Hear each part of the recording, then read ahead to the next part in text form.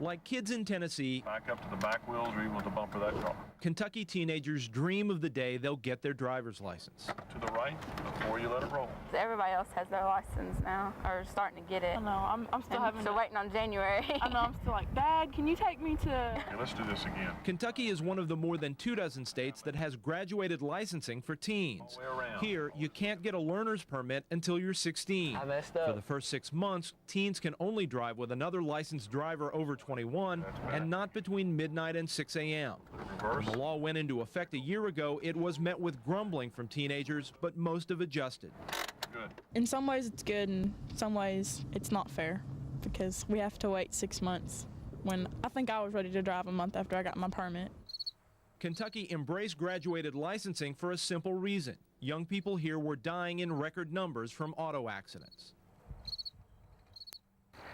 Graduated licensing has only been on the books in Kentucky for a year, but it already appears to be having an impact. This year, Kentucky is listed as the 9th deadliest state in the nation in terms of teenage traffic fatalities. That may not sound like much, but last year, it was the worst. And teens were dying at a faster rate in Bowling Green than most other cities across the state. Kentucky not only led the nation in teenage fatalities, but we were one of the higher ranking cities in the state. So a lot of that's to do with a lot of variables, but it's something we had to address. So we just kind of took a bull by the horns and just kind of did some things that we felt would really help the young drivers. You put it right there? Sang asked his driver's ed students to write state officials with their reactions to graduated licensing. Agree with it. Most consider the law a good idea. I think there also needs to be something for adults who need to learn the new laws and regulations. These Kentucky drivers cannot drive worth a crap.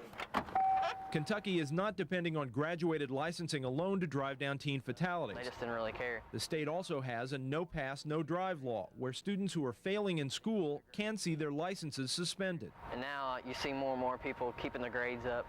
It might not be such a high grade, but it's keeping their grade up where they can at least drive and have their license.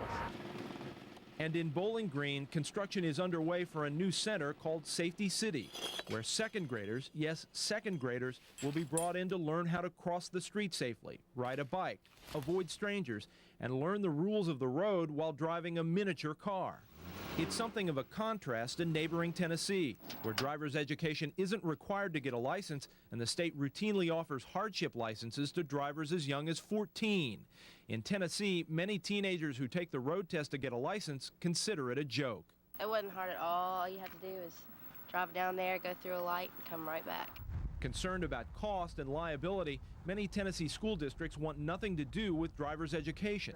But in Nashville, a 5-year push to include driving skills in the curriculum may finally be paying off. Metro is training its school police officers to teach defensive driving. The course could be offered to teen students as early as January. Now, is there a stop sign here? No, there isn't. What should you do here?